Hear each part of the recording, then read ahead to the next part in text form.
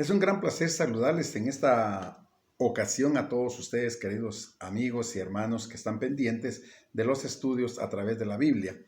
Estamos estudiando la sorprendente naturaleza del hombre. En nuestro tema anterior hablamos acerca precisamente de dónde están los muertos, más que todo hablamos acerca del inicio de la vida. Y dijimos que formó pues Jehová Dios al hombre del polvo de la tierra y alentó en su nariz soplo de vida. Eso según lo relata Génesis, ¿verdad? Donde nos menciona cómo Jehová Dios formó al hombre. Seguidamente hablamos qué sucede con la muerte, que el polvo vuelve a Dios quien lo dio y el espíritu vuelve a Dios quien lo dio y el polvo vuelve a la tierra de donde vino y dejamos de ser almas. El alma, queridos hermanos, es mortal. Toda alma que pecare, esa morirá. El único que tiene la inmortalidad, mis queridos amigos, es Dios. El hombre no. El hombre es mortal. El enemigo nos metió la idea desde el Génesis cuando engañó a Eva y le dijo que no moriría. Le dijo, así que Dios os ha dicho que no comieran de todo árbol que hay en esta tierra. Y él les dijo, no, dijo Eva. Dios dijo que comiéramos de todo menos de este árbol, porque el día que comamos de él, vamos a morir. Y el enemigo dijo, mentiras, no moriréis. Un gran engaño que se sigue creyendo hasta ahora, que nosotros somos inmortales. No, mis queridos amigos. ¿Qué dice la Biblia sobre la vida del hombre? Número 1 dice que el hombre es mortal. Voy a citar algunos textos y procurar leerlos para avanzar en nuestro corto tiempo que tenemos para explicar esta serie de temas importantes. En el libro de Isaías capítulo 51 y en el verso 12 nos dice el Señor aquí a través de su palabra. Dice el Señor, yo soy vuestro consolador. ¿Quién eres tú para que tengas temor de los mortales y de los hijos de los hombres que son como el heno? Aquí nos está diciendo claramente que no tengamos temor de los mortales. Está afirmando que nosotros somos mortales. La referencia que encontramos en el libro de los Romanos, allá en su capítulo 6, verso 12, lo leo también para ustedes. En el 6:12, la palabra de Dios nos dice lo siguiente: no reine pues el pecado en vuestro cuerpo mortal, ¿ven? En nuestro cuerpo mortal, de modo que lo obedezcáis en sus apetitos. Ahí vuelve a recalcar, vuelve a repetir que nosotros somos mortales.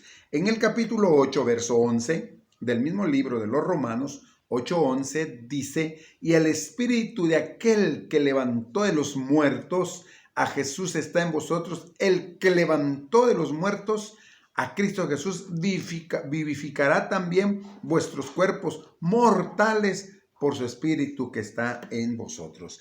Todos estos textos nos confirman, nos afirman de que nosotros somos mortales, no somos inmortales. La vida del hombre, hermanos, es como un vapor que se, ¿cómo diríamos? Como un humo que se evapora. Lo voy a leer como lo dice la palabra de Dios, Santiago, capítulo 4, verso 14. En el libro de Santiago, en el capítulo 4 y en el verso 14, nos dice la Biblia acerca más del hombre. Es importante que tengamos claro esto, hermanos, porque el enemigo trata de engañarnos en todo tiempo y ahora más en estos tiempos. En el capítulo 4, en el verso 14, dice del libro de Santiago lo siguiente, dice, cuando no sabéis lo que será mañana, pues ¿qué es vuestra vida? Ciertamente es neblina que se aparece por un poco de tiempo y luego, ¿qué dice? Se desvanece. La vida del hombre es un vapor que se desvanece. Aquí en el libro de Santiago nos está diciendo que todos nuestros planes, que todos nuestros proyectos los tengamos siempre condicionados a la voluntad de Dios. En el versículo 13 dice, vamos ahora, los que decís, hoy y mañana iremos a tal ciudad. Estaremos allá un año, negociaremos y ganaremos. Cuando luego dice, cuando no sabéis lo que será mañana. Pues, ¿qué es vuestra vida? Ciertamente es neblina que se aparece por un poco de tiempo y luego se desvanece. En el versículo 15 ella dice, en lugar de lo cual deberías decir, si el Señor quiere, viviremos y haremos esto o aquello, pero ahora os jactáis de vuestras soberbias y toda jactancia semejante es mala. Así que, queridos hermanos, amigos, está probado entonces que somos mortales. No sabemos cuándo vamos a morir y en qué momento vamos a morir. Nuestra vida, queridos hermanos, Job también lo menciona que es como un viento pasa y se va. Así es nuestra vida. Voy al libro de Job, al capítulo 7.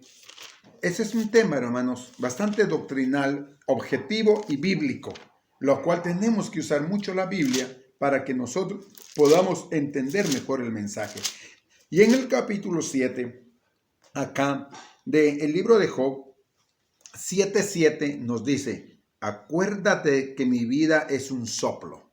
¿Qué dice Job? Acuérdate de mi vida que es un soplo y de que mis ojos no volverán a ver el bien. Job está consciente que nuestra vida es como un viento, como un soplo que se va.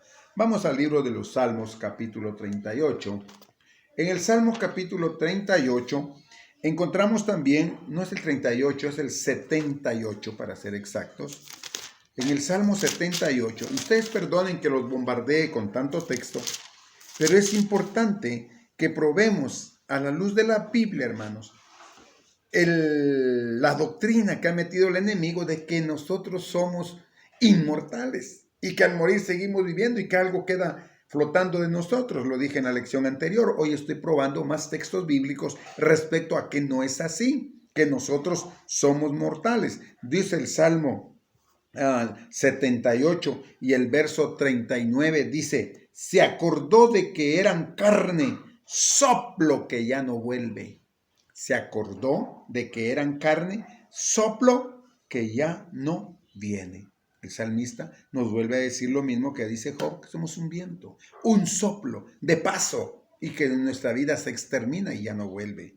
El hombre perece, quiere decir muere. Vamos a Lucas capítulo 13. En San Lucas, en el capítulo 13, hermanos, versos 2 y 3, capítulo 13, versos 2 y 3, nos dice aquí que el hombre perece. 13, 2 y 3 dice, respondiendo Jesús les dijo, ¿pensáis que estos galileos, porque padecieron tales cosas, eran más pecadores que los demás galileos? 3, os digo, no, antes si no os arrepentís, todos perecerán igualmente.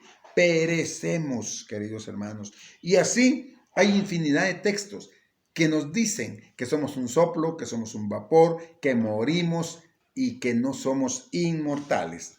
La pregunta es, ¿en dónde están los muertos? ¿Qué pasa cuando nosotros morimos? Algunos piensan que como nosotros decimos que al morir el polvo vuelve a la tierra, no es que nosotros lo digamos, la Biblia lo dice, y el Espíritu de Dios vuelve, entonces ¿en qué situación quedamos nosotros? ¿Como un perro que se murió y se fue? No, quedamos en la memoria de Dios. En el momento que morimos, cuando hemos entregado nuestra vida a Jesús, dormimos y descansamos. Cuando Cristo venga con gran poder y gloria, nos resucitará y entonces, y solamente entonces, nos dará la inmortalidad. Y no es una inmortalidad innata en nosotros, no. Siempre tenemos que reconocer que vivimos y dependemos de nuestro Dios. Así que, queridos amigos y hermanos, la Biblia expresa claramente acerca de la muerte y del estado de los que han pasado a sus brazos. ¿Qué es la muerte? Si no lo explicara la Biblia, hermanos, nunca lo sabríamos. Pero ya nosotros analizamos todo lo que hemos venido diciendo desde el primer programa, de que la muerte, queridos amigos, queridos hermanos, es un sueño a quien Jesús comparó exactamente. Y lo hemos encontrado en todos los demás relatos. La pregunta que sigue en pie es entonces, ¿dónde están los muertos? Ya vimos que los muertos nada saben, que su odio, su envidia perecieron, eso lo dice Eclesiastés, ¿verdad? 9:5, y lo recalca Salmos 146:4, sale su espíritu, se torna en su tierra en aquel día, perecen sus pensamientos. Ya no tienen pensamientos, ya no saben qué está pasando acá en esta tierra. ¿Dónde dijo Jesús entonces que estarán los muertos cuando Él los llame? Vamos a ir a las palabras de Jesús en el libro de San Juan, en el capítulo 5 y en el versículo 28 y 29. Ahora para saber dónde están los muertos. Capítulo 5, verso 28 y 29 son palabras del Señor Jesús. Y dice Él en su palabra: no os asombréis de esto, porque llegará la hora cuando todos los que están en los sepulcros oirán su voz, y los que hicieron lo bueno saldrán a resurrección de vida, pero los que hicieron lo malo a resurrección de condenación. ¿Dónde están los muertos ahora mismo? En el sepulcro. Duermen, no saben nada. Allá se encuentran. ¿Cuándo van a resucitar? Cuando Cristo venga con gran poder y gloria. Recalcamos que la paga no se recibe cuando uno muere, sino cuando Cristo venga.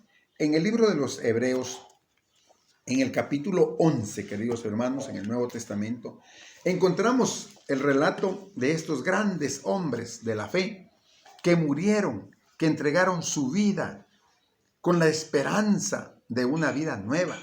Ahí hay un listado que usted puede leer todo el capítulo 11 del libro de Hebreos. Habla de Noé, que habló, que predicó, que por fe creyó que iba a venir un diluvio. Algunos creyeron, entraron al arca y muchos se perdieron. Habla de Abraham, que siendo llamado obedeció sin saber a dónde iba. Habla también de Moisés que lo dejó todo para seguir al Señor. Habla de Rahab, la ramera, que confió en Dios, y muchos más que aquí no menciona. Pero lo interesante que yo quiero mostrarles a ustedes, lo encontramos acá en el versículo, vamos a ver, estamos en el capítulo 11, aquí está, en el capítulo 11, versículo 13. En el 13, después de relatar a todos estos hombres de fe que murieron en Cristo, dice: en la fe murieron todos estos sin haber recibido lo prometido, sino mirándolo de lejos, creyéndolo y saludándolo, y confesando que eran extranjeros y peregrinos sobre la tierra. Murieron sin recibir lo prometido. Quiere decir que como ellos eran hombres de fe, hombres de Dios, al morir no están en la presencia de Dios, no están en el cielo, no fueron premiados al morir. Lo serán cuando Cristo venga, no al morir. La Biblia lo dice, en el verso 14 dice: y los que estos dicen claramente dan a entender que buscan una patria, pues si hubieran estado pensando en aquella de donde salieron, ciertamente tenían tiempo de volver, pero anhelaban una mejor, esto es celestial, por lo cual Dios no se avergüenza de ellos, de llamarles, no se avergüenza de llamarse Dios de ellos, porque les ha preparado un lugar. Usted puede ver, querido hermano, entonces que el Señor Jesús les hizo una promesa de una esperanza en la resurrección, no cuando morimos, que quede claro. Los muertos, ¿en dónde están? Duermen el sueño de la muerte, tal como lo dice las Escrituras, queridos hermanos. Así que Juan, capítulo 11, también nos relata la muerte de su querido amigo Lázaro. Lázaro, el amigo de Jesús, queridos, se agravó, se enfermó, vivía en Betania. Jesús era muy amigo de esa familia de Marta y Lázaro. Cuando enfermó lo mandaron a llamar, pero él no llegó.